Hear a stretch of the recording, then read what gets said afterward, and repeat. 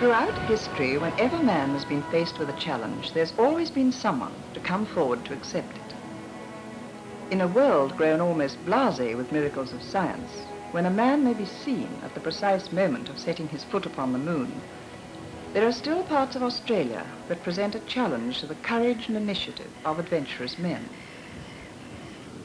When 6 young men from the state of Queensland decided to make an attempt on the first east-west crossing of the Australian continent, their route lay across the centre of the treacherous Simpson Desert.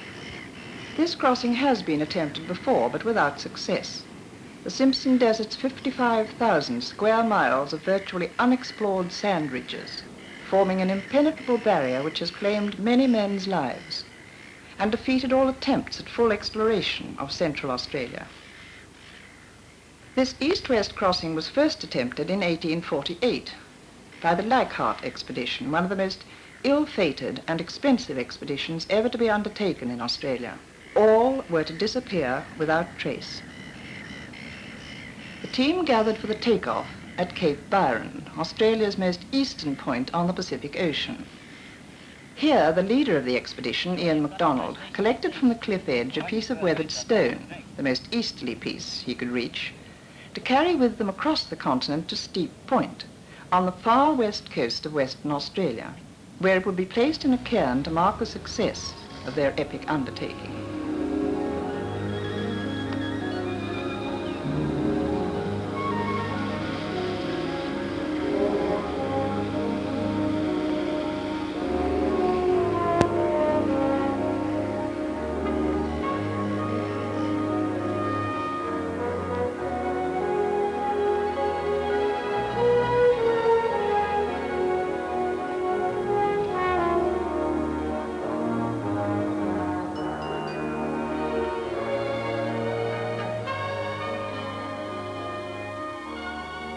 Near the town of Condamine, in an area known as Namgram, this beautiful natural lagoon provides a perfect setting for the sacred lotus lilies of Southeast Asia. This is the most southern natural occurrence of these famous lilies in the world, and before the coming of the white man, the Aborigines would gather here to feast on the sacred lotus seeds, a favorite and highly nutritious food. This spectacular dodoneer is one of the many beautiful flowering shrubs and trees to be found in the virgin scrub around Charleville. The blue wren is one of the most beautiful of the little insect-eating birds that live in the scrub country, and only the males have this vivid blue plumage. The nest is built low to the ground, but is well hidden in the spiky bush, and to stop it becoming fouled and minimize its discovery by predators, the droppings of the young are deposited in a sack and carried well away from the nest by the parent birds. Busy as he is with housework, this little fellow keeps an eye on the camera. Now he's really hogging it. Someone must have told him how photogenic he is.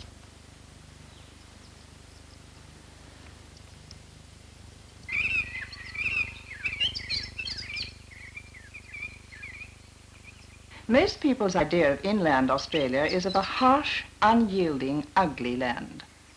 Harsh and cruel, much of it may be, but it's not always unyielding, and very little of it is without some beauty, as can be seen here along one of the channels of the Beechall Creek.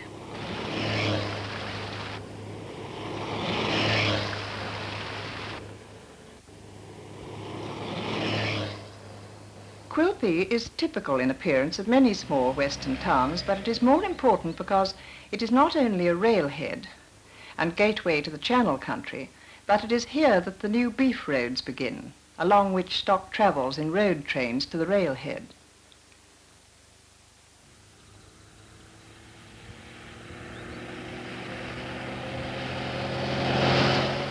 Cooper's Creek in the Windora district is a famous landmark. The Cooper, as it is affectionately known, is the first of the rivers of the Channel country, that area of southwestern Queensland watered by a vast network of interconnected channels and streams.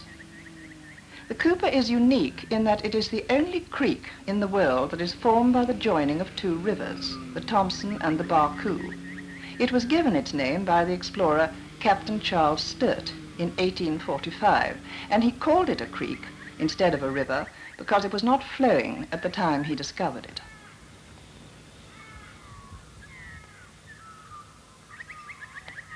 Hey Mel, watch it. Someone might come over the bridge.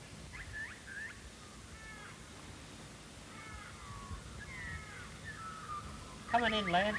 Don't worry about them getting wet. They probably could do with a wash now anyway. Oh, it's all right for you. Mine is not in order. The beautiful Windora district of Queensland, although so little known, is one of the most prolific wildflower areas in Australia. There is no set time of the year in which the native plants in the inland burst into flower. The miracle occurs whenever the climatic conditions are right. A good rainfall at almost any time throughout the year brings the whole area to vivid life almost overnight. Aeromophilus, their name meaning desert-loving, are almost infinite in their variations of colour and exquisite form, their diffusion throughout desert and semi-desert country of inland Australia.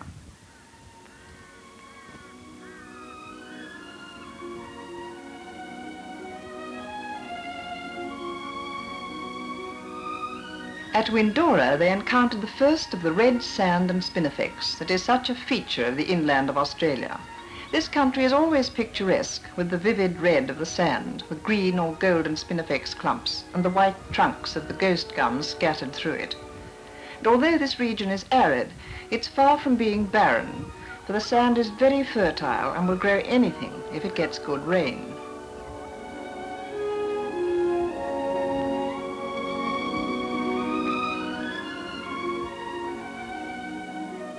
And rain had fallen a few weeks before the party's arrival, bringing on some growth in the grass, and cattle had been brought in large numbers from outlying dry areas to fatten here. Now they encountered the first of the sand ridges that were to continue on and on, running right across the continent to the west coast. However, in this region they are well spread out, with many miles of open clay pans and low stony ridges between them.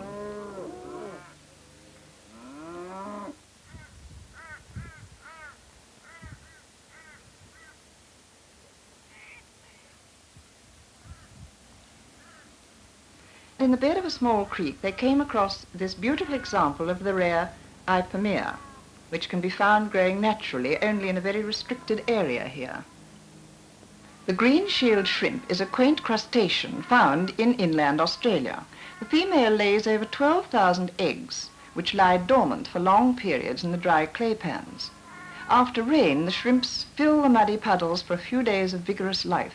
The females lay more eggs, and so continues this odd cycle of life in an inland desert.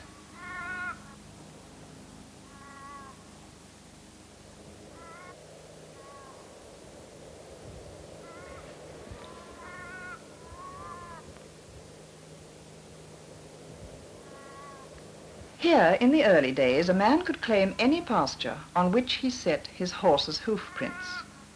An old hawker who happened to break down in this spot set up a trading post for drovers and bullock wagon drivers plying through the Channel country. A small town slowly evolved round him, complete with pub and store, and it became necessary to apply to the Places Name Council in England for an official name for the township. A good season inspired such a glowing description that the council selected Canterbury as the name of the English town that best fitted the description. Could anything have been further from the facts? In this country, coincidence seems to be the order of the day rather than the exception to the rule.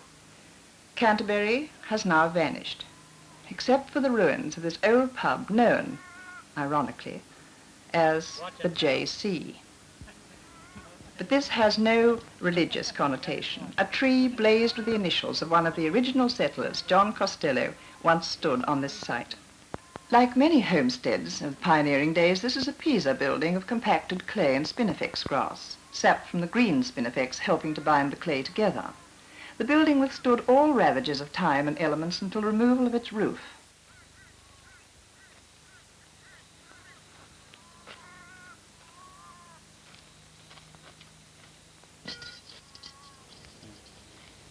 I bet this could tell a few tales. Here, Herb, you need one of these.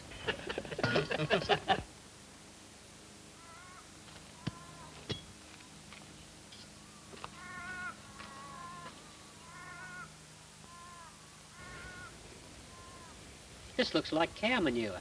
It is, you mug.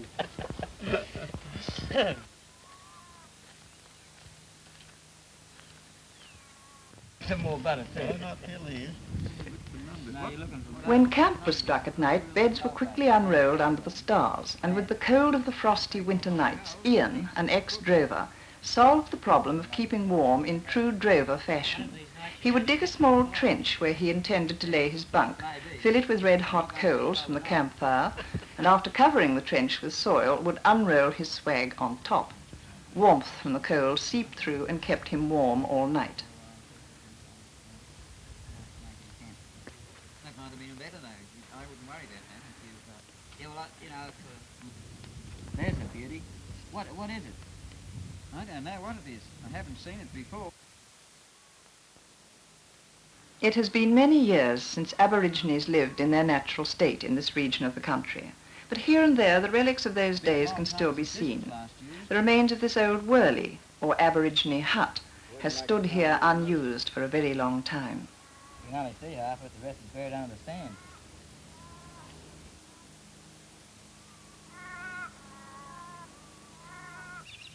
The occurrence of large flocks of birds, such as these galahs, is thought to be the reason why Birdsville received its name.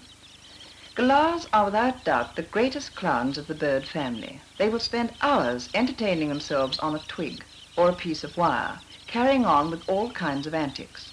But their greatest delight is in formation flying, and at this they are past masters. As if from the command of some leader, thousands of these birds seem to be able to twist and turn with split-second timing and in perfect formation.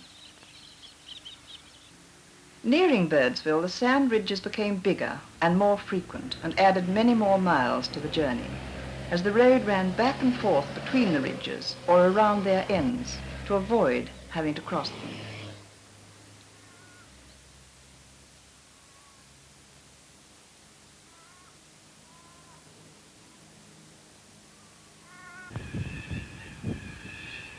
Little corellas are one of the most common birds of inland Australia.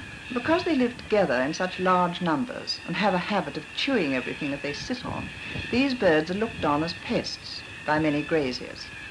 But they must keep chewing things in order to trim their ever-growing beaks. Little corellas, however, along with most of the other parrots of the inland, do far more good than harm by eating the seeds of plants that are poisonous to stock.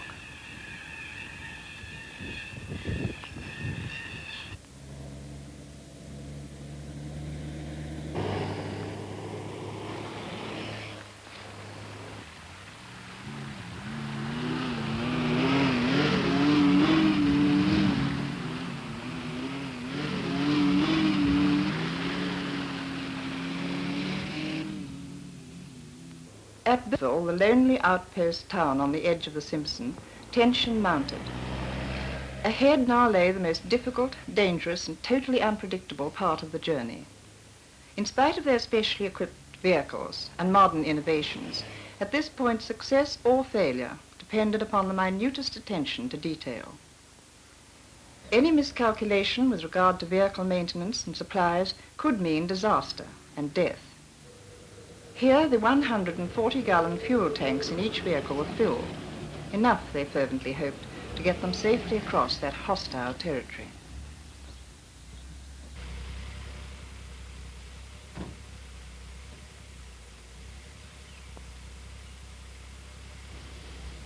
How you going, Brookie? Hope you knew we were coming. Before setting out, they took a look from the air at this red-ribbed hill that had stopped such intrepid explorers as Charles Sturt and John McDowell Stewart. According to a legend of the Aboriginal Dreamtime, a huge mythical serpent that they called the Kadamakra rose from Lake Eyre, forming these gigantic parallel ridges as he weaved his way across the continent. Sturt was the first white man to see the Simpson Desert when in 1845 he set out to locate Australia's inland sea. So convinced was he of the sea's existence that he dragged a boat all the way into the desert from Adelaide, only to drag it back on finding nothing but sand and narrowly escaping death from thirst. So much of the success of this expedition depended upon the lightness of the vehicles and their load. From the start, the very minimum in what they expected to need in the way of fuel, water, and supplies was carried. And here at Birdsville, they had taken on 130 gallons of the most vital commodity, water, an amount which was to prove in the critical days ahead to be less than the safe amount.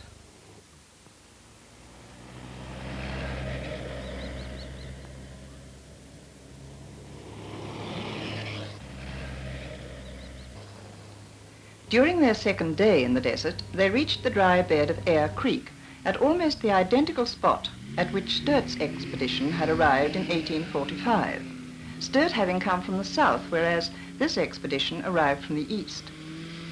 History records that Sturt travelled 60 miles up to the head of this creek, still dragging his boat in the forlorn hope of finding an inland sea. By geologists' reckoning, he had come 20,000 years too late. Finding the going easy here, the team also travelled up the creek for some distance, coming eventually on the long-abandoned ruins of a pioneer homestead. It is hard to imagine why anyone should have chosen to settle in this desolate country, or had they been lured here in a time of abnormally good season, when the desert bloomed deceptively, the red earth a green carpet, thick with wildflowers and shrubs.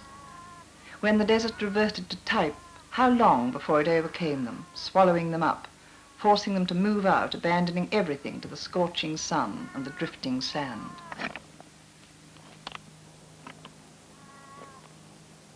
Come over here and have a look at this. What have you found there? I don't know. What's it look like to you? Not far from the lonely homestead lay further evidence of the perseverance of these early settlers.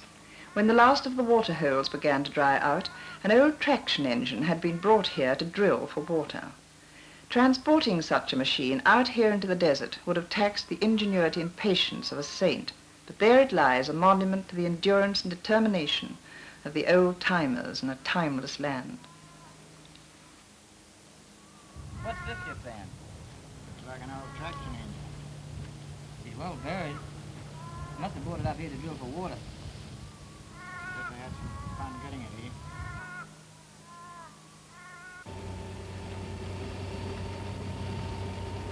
A few miles further along the parched Eyre Creek, they came on Lake Mancuni, one of those freaks of nature that make Australia a land of constant surprise. While surrounding creeks remained bone dry, isolated local storms filled this lake with a heavy runoff of water from the surrounding clay pans. This provided a real haven for black swans and many other types of water birds. Black swans, although not found in large numbers in most places, are, along with the pelican, the most widespread of all Australian water birds, as they are equally at home on salt or fresh water and can be found throughout Australia from the open sea to the most inaccessible inland lakes and streams.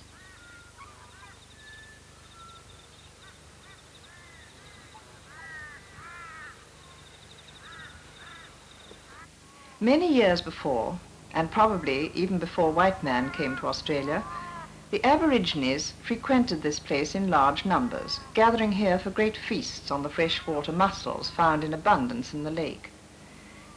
These implements, once used by the Aborigines, are to be found all around here, and in many cases found still lying just as their owners had left them.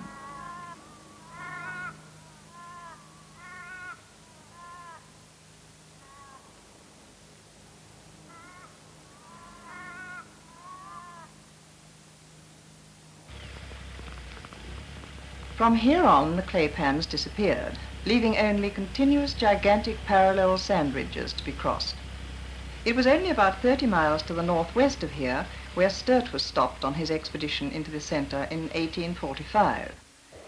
In 1878, the Prout brothers perished amid these scorching sand ridges, and it was not until 1936 that a successful crossing was made by Eric Carlson on camels, but of course travelling west to east, and not, as this expedition, east to west. In 1937, Bryce Russell, trying to cross in the same way as Carlson, perished in these scorching dune valleys. It was Dr. C.T. Madigan, the second person to cross west to east, who named the desert. Situated high on a big sand ridge overlooking the surrounding country, this old Aboriginal grave must have belonged to an important member of his tribe, for the special stone, marked grave, would have had to be carted a long way. Having lain here for possibly hundreds of years, the bone and even the teeth of this skull are so decomposed that they have almost turned to dust and would crumble at a touch.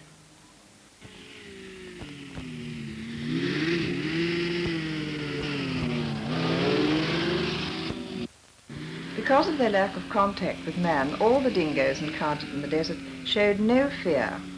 At times, they would come right up to the men.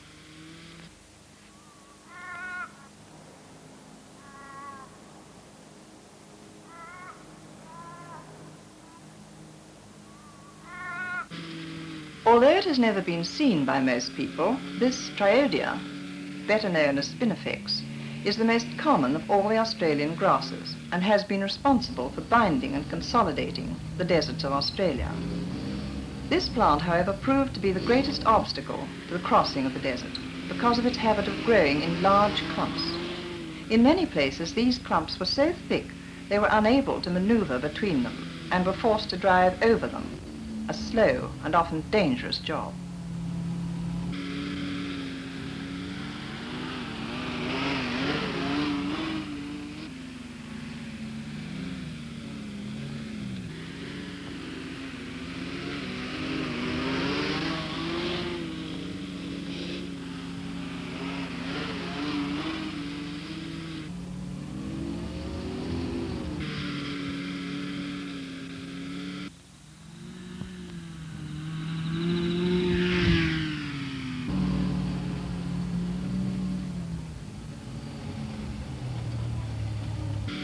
The dingoes continued to be very curious about all this activity in the desert.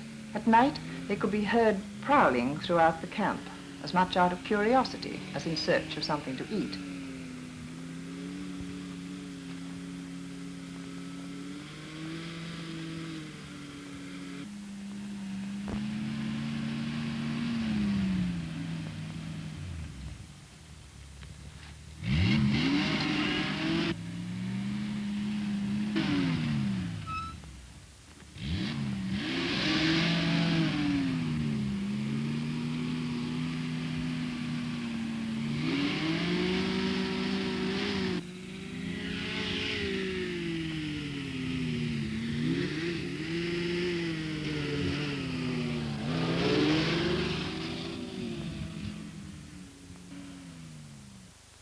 During the day, flocks of hawks circled overhead, following the team far out into the desert, no doubt hopeful of an easy meal before too long.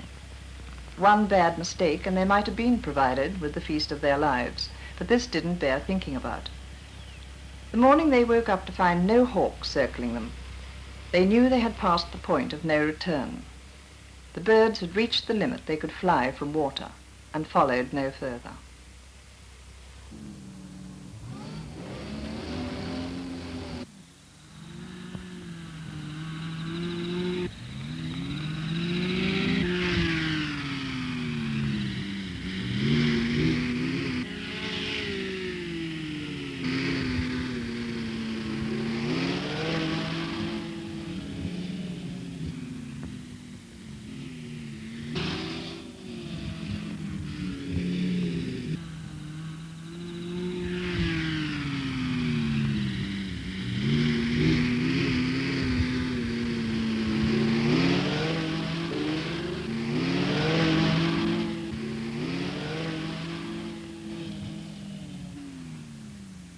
Most of the sand ridges in the Simpson Desert run for over 100 miles in length without a break, so there was no choice but to drive straight over them, since it was impossible to drive around them, or even drive along to look for an easier place to cross.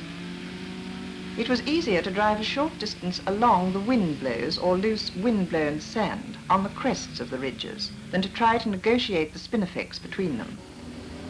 Being unable to stop in the loose sand, it was not possible to investigate what lay ahead, and it was a hair-raising experience going over the top with no way of knowing, until it was too late, what was waiting for them on the other side. Progress was heartbreakingly slow. In one full day, the team covered only 5 miles, Another day they ran north, trying to find a more accessible area. Here they found even worse conditions, forcing them to return the way they had come. They reached the previous night's camp at midnight, but exhausted as they were, they drove over a couple more sand ridges to avoid camping in the one spot twice running. This is a vital psychological point because under such stress, returning to the camp implied a day of complete failure. A practical worry was having burnt a day's fuel and drunk a day's supply of precious water and progressed only half a mile.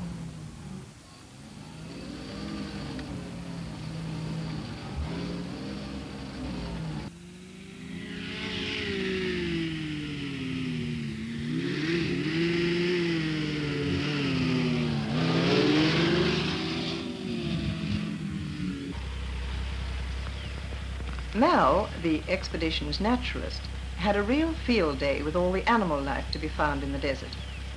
At any time, he was likely to spring out of the vehicle to give chase to a lizard or some little marsupial that he had seen. The bearded dragon is the most common of all the lizards to be found in the desert. As with most of the small animal life here, these reptiles are well adapted to these extremes of heat and dryness.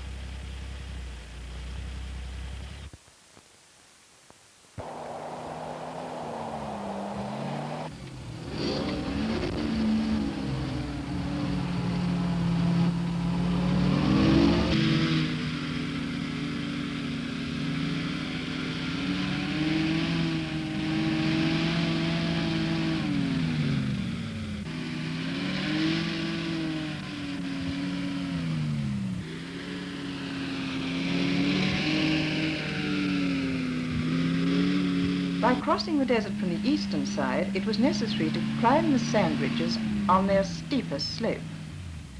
The prevailing wind in this desert blows from the southwest and has built up the ridges with a reasonable slope on their western side, but leaving them with a sharp drop-off of loose sand on the eastern side, the side from which this team were attempting to cross.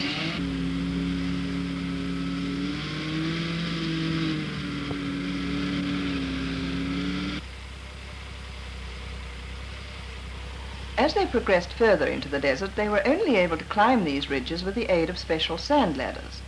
These were designed for lightness and strength, and were made from half-inch box tubular steel, and were 15 inches wide, with rungs placed 6 inches apart.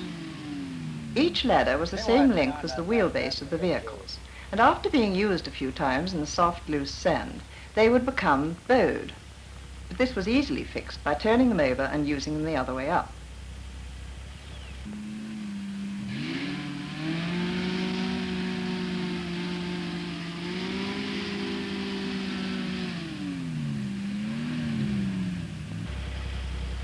Back a bit, man.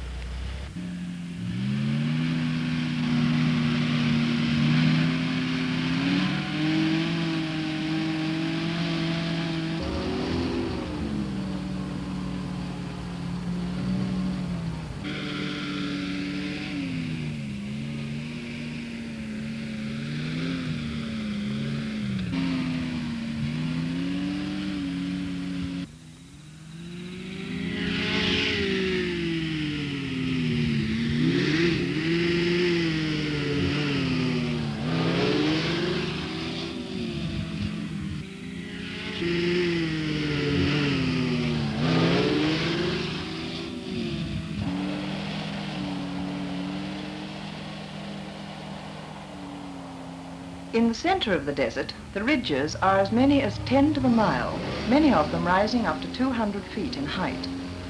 And the ladders had to be used for 2 out of every 3 ridges. All the ridges are parallel to one another right across the desert and run 30 degrees west, off due north-south.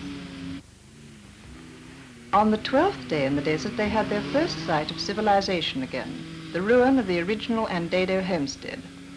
The most welcome sight here being the windmill, meaning as it did replenishment for their almost exhausted water supply. At this point they knew too that the worst of the desert lay behind them. Over 1,100 sand ridges, crossed in a searing, energy-sapping heat that rose to over 120 degrees in the shade. Although the desert here is only 300 miles wide, they had been forced to travel over 450 miles to cross it, at an average speed of 3 miles an hour, over 12 torturous days. It's been a while since anyone lived here. At Andado Station, the team received a wonderful welcome. 2 things stand out: cold beer and a bath. This station, although set in the desert, is a prosperous and well-run property. Big stations such as this must of necessity be completely self-contained, for their isolation is such that they cannot depend on anyone else to do anything for them. With a total area of 5,000 square miles, Andado is one of the largest properties in Australia. It has a constant carrying capacity of around 10,000 head of cattle, which roam freely into the desert as far as feed and water will allow them to go. Boundary fences are useless in this country, being quickly buried in the drifting sands.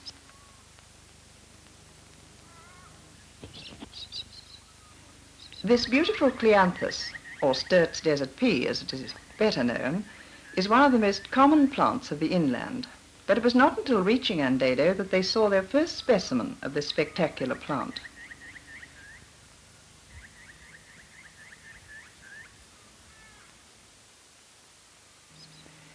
When the team left Andado, the most difficult part of the journey lay behind them.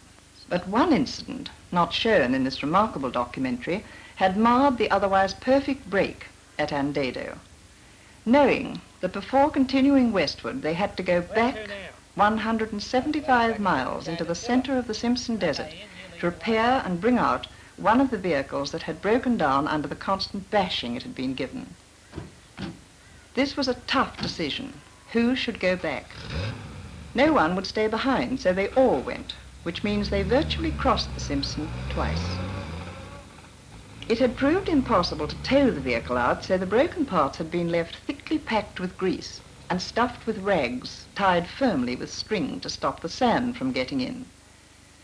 On arrival, it was found that wild dogs had eaten both rags and grease.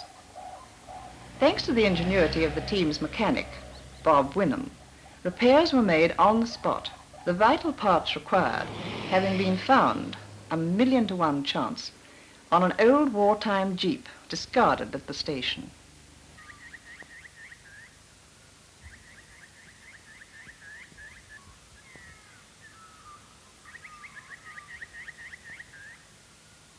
All the rivers that flow into the desert country are a spectacular sight, with the beautiful old white-trunked gum trees that grow along their banks and in their wide sandy beds. The Fink is one of these rivers. These trees are not ghost gums, as many people think, but are in fact Camaudulensis, a species of eucalypt found growing all over Australia under widely differing conditions, and known as the Murray red gum or the grey river gum. Here in the desert they've evolved this white bark to help give them protection against the extremes of heat and dryness. The Fink River wound its way back and forth throughout this region and had to be crossed and recrossed time and time again.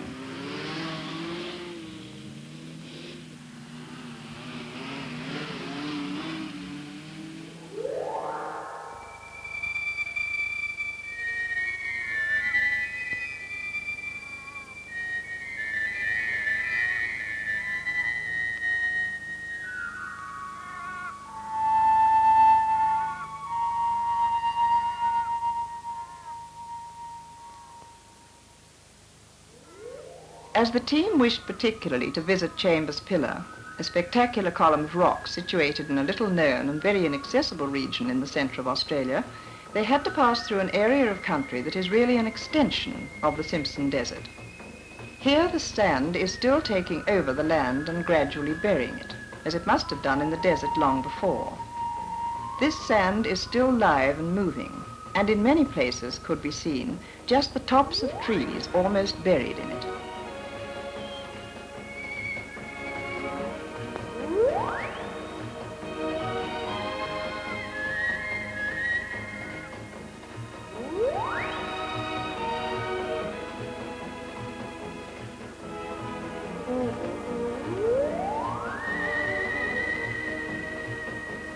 Polly Springs is one of the small streams that feeds into the Fink. These springs were named after John McDowell Stewart's faithful mare, Polly, that carried him on all his expeditions throughout the centre. The water in this creek is so saline that a white crust of salt has formed along its banks. In the big old gum trees growing in the bed of the Fink, they came across these Major Mitchell cockatoos, undoubtedly the most beautiful of all Australian cockatoos. Unfortunately, the Major Mitchell, or pink cockatoo, as they are sometimes known, do not occur in large numbers now, in spite of the fact that they are fully protected.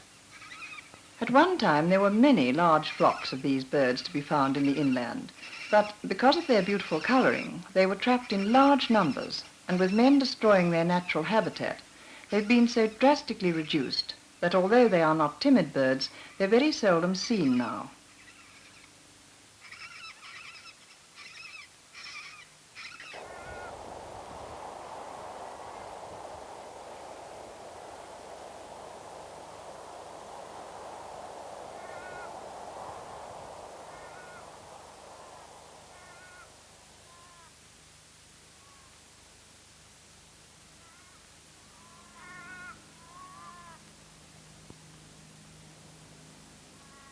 Before setting out, the team had studied all available reports on the Chambers Pillar region, and it was on the strength of these that it was decided to visit the area.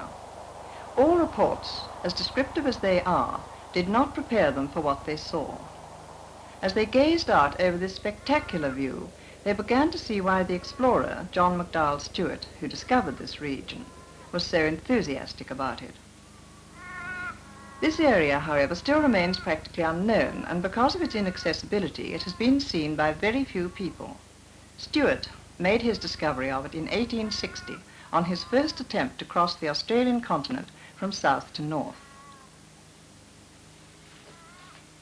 The weathering of these sandstone monoliths has not taken place in the usual way.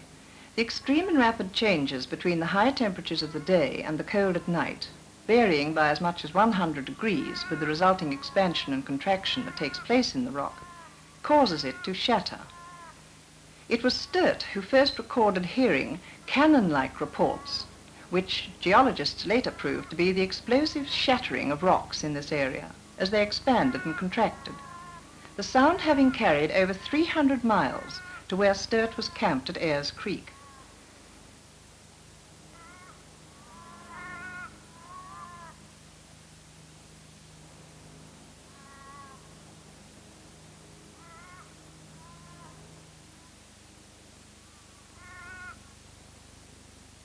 Most of the early explorers of inland Australia used camels on their expeditions. Some of these were left there or escaped to become the ancestors of the herds of wild camels to be found in the centre today.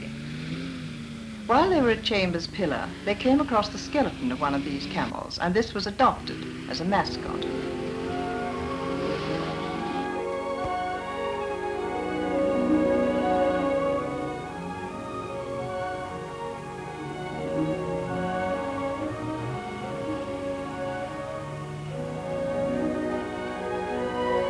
Springs, they reached the halfway point of their journey across the continent.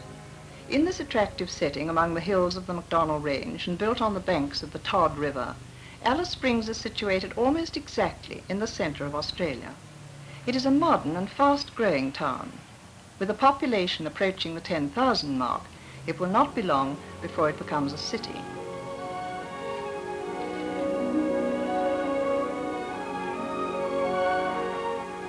A big area of the centre of Australia has been set aside as an Aboriginal reserve, and the planned route straight across the continent would have passed through this reserve. However, a special permit must be held by anyone wishing to travel through here. They had been unable to obtain a permit before leaving, so had hoped to pick up one in Alice Springs, but on arrival here found that they could not obtain one. They were now forced to detour up through the Tanami Desert and around the north of the reserve. From there they hoped to be able to travel down to the old Canning Stock route in Western Australia through the Great Sandy and Gibson Deserts to Wiluna. All were very disappointed at not being able to go straight through the centre as originally planned, but their new route had its compensations as it took them through the Tanami Wildlife Reserve. This area is off the beaten track, so is not well known.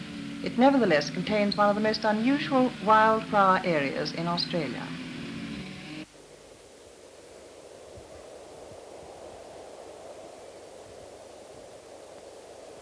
Here, beautiful and unusual flowering plants such as this lovely calothrix are much in evidence among the red sand and spinifex.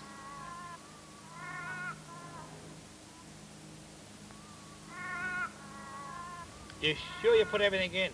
Well, I can't see anything else. There are very few flowers more spectacular than these desert grevilleas, which are one of the magnificent flowering plants that abound everywhere throughout this region. These flowers, being full of nectar, were a much prized food of the aborigine. The flowers were either eaten whole or soaked in water to make a sweet drink.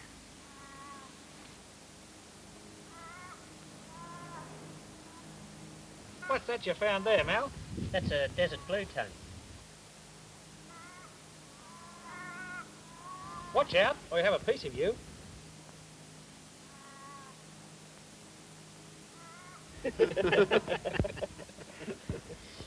Gee, you're a torment.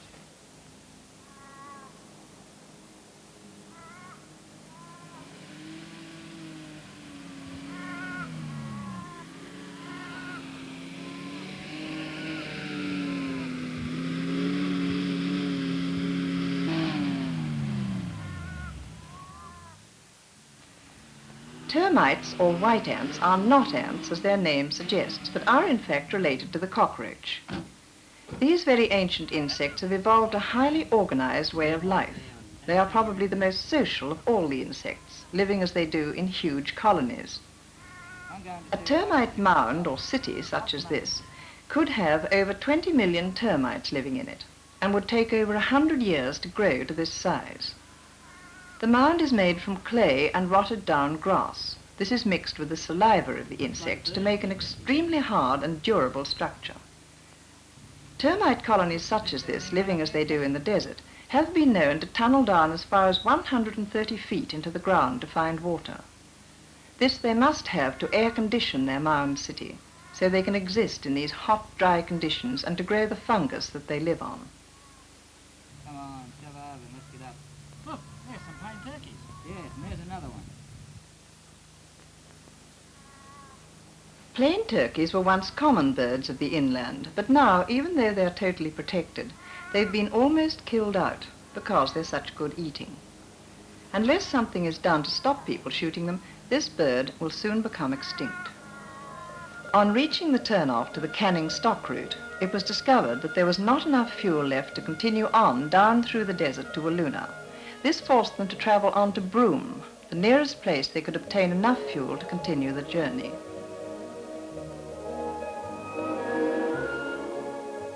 With this beautiful Tylotus can be seen how diverse are the native plants of Australia.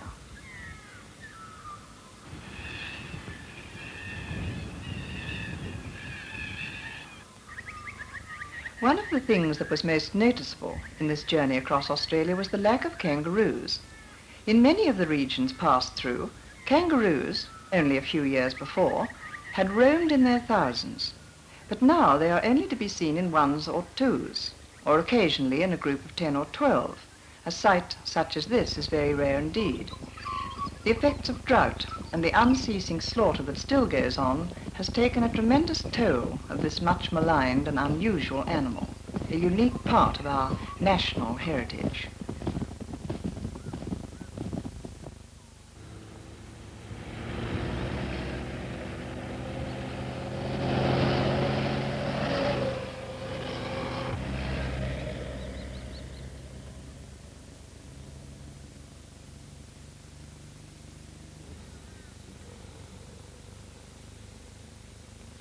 Rich mineral deposits have raised land values here in the Kimberleys to astronomical heights, and scars left by bulldozers removing topsoil in search of minerals can now be plainly seen.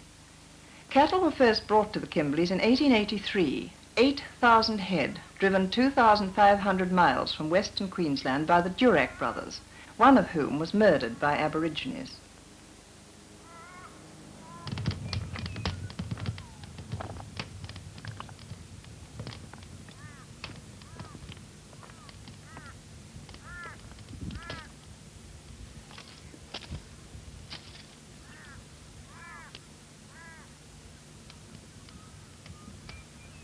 bring us back some more butter, too. Is the cheese over there? Yes, come and get it. This region is one of the harshest and most arid areas in Australia, but even here the country is not without some places of beauty. In this hot, dry region, the ghost gums thrive. These trees are undoubtedly the hardiest of all the Australian trees, being able to grow under some of the severest conditions in the most impossible places. The ghost gum, made famous throughout the world by the Aborigine painter Navigator, is one of the most beautiful of our native trees. It is, however, a very slow-growing tree and is difficult to cultivate out of its natural environment.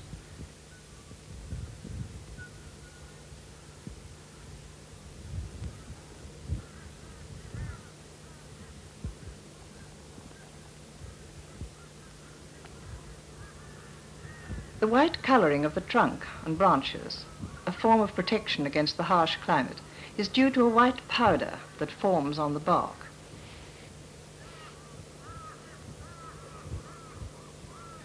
Marble Bar is considered to be the hottest town in Australia, with temperatures that rise to well over 120 degrees in most summers. This is a town with a long and colourful history dating back to the gold rush days. For a long time, the town has just managed to keep alive, as most of the minerals being mined here gradually gave out. But now, with all the new minerals being found in the area, it has received a new lease of life and is starting to grow again.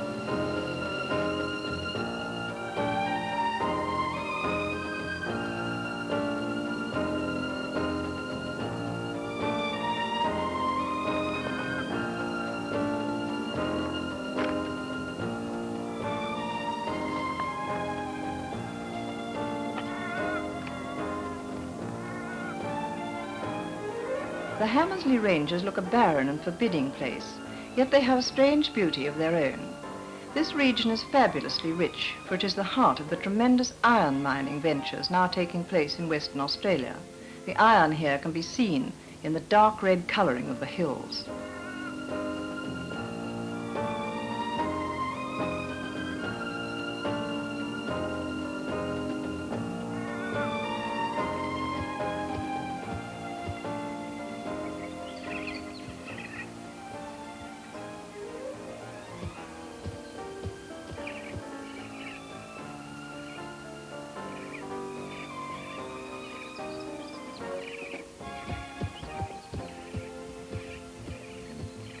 At the foot of Mount Gould were the ruins of an old police station. Miles from anywhere, this police station was built to combat the cattle duffing once so prevalent in this area. Help, let me out. I told you not to pinch those cattle. I won't do it again. Here, have a burnt offering. Gee, thanks, you're a real pal.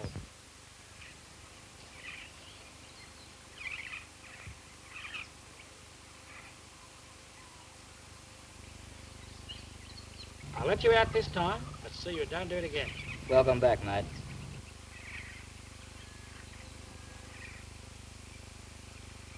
Come into the station and I'll fix you up.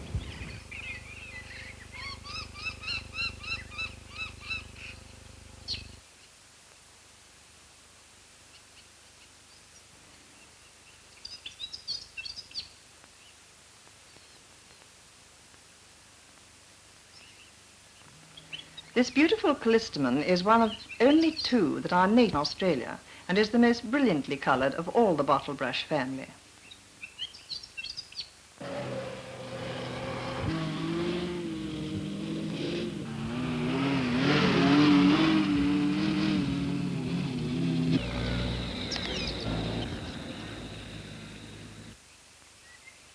After crossing over the northwest coastal highway, the run out to the coast took them through a botanist's paradise, with mile after mile of spectacular flowering trees and shrubs, such as this lovely Pterodia. With only 50 miles still to go, the expedition passed through Kerrang, a sheep property, which is the most westerly station in Australia, with the Indian Ocean as its western boundary. The blazing white sand here was in dramatic contrast to the burning red sand of the centre.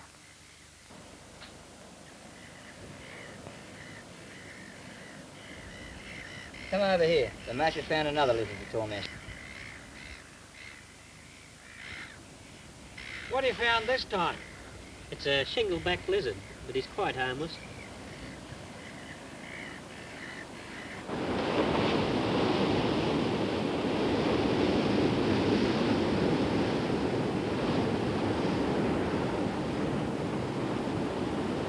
The strong current that sweeps in here off the cold west wind drift causes this huge swell that rolls in out of the Indian Ocean to break in foam among the rocks of this rugged coastline. It took little imagination to see the tremendous size and force that the waves would have crashing in here during a storm at sea, making this coast notorious with its toll of wrecked ships.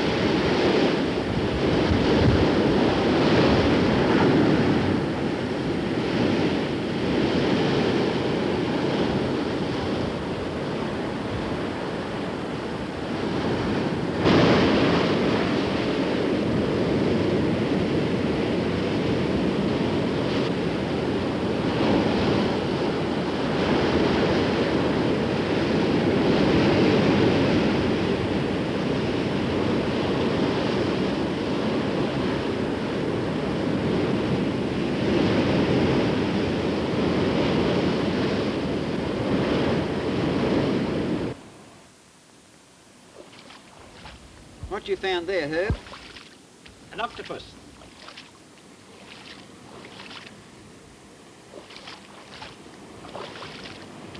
Quite colourful too, isn't it?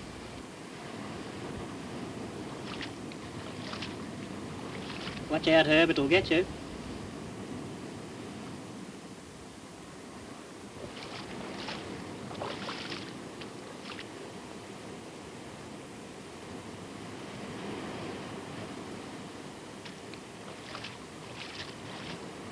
Horrible, slimy-looking thing.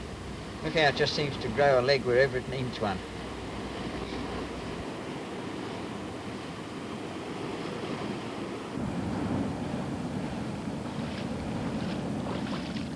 Even though the expedition had reached the sea, the journey was not yet over, for they still had about 30 miles to travel over trackless sand ridge country, where very few vehicles had ever been before, to reach their destination, Steep Point. Among the tall sand drifts lay these strange, dreamlike objects formed by a bolt of lightning having struck the sand, melting and fusing it together. The superheated electrical charge passing through the sand branches out in many directions like the root of a tree. Years may pass before the wind exposes these intricate, delicate and often grotesque sculptures, nature's contribution to pop art. For it has been said that nothing in man's art is original. Nature has done it all before him. Slowly edging their way over the remaining few yards, it having taken them 7 hours to cover the last 30 miles, with the razor-sharp rocks tearing at the tires and the gearbox screaming in protest, the expedition reaches its destination, the 200-foot-high cliffs of Steep Point, the most westerly point of the Australian mainland. 44 long, hot, strenuous days and 5,000 miles of some of the toughest and most inhospitable country in the world lay behind them. In this time they had become hardened to disappointment, hardship and danger, so that now it was all over, there was almost a feeling of anticlimax. The east-west crossing of the continent has long been thought impossible, but they had done it. And when at last they returned home, Gordon Gant was asked by the mayor at a civic reception how he had navigated the expedition safely across the continent. Slowly rolling a cigarette in his horny hands, Gordon said, "Well, we just kept on heading west until we ran out of land. That was it."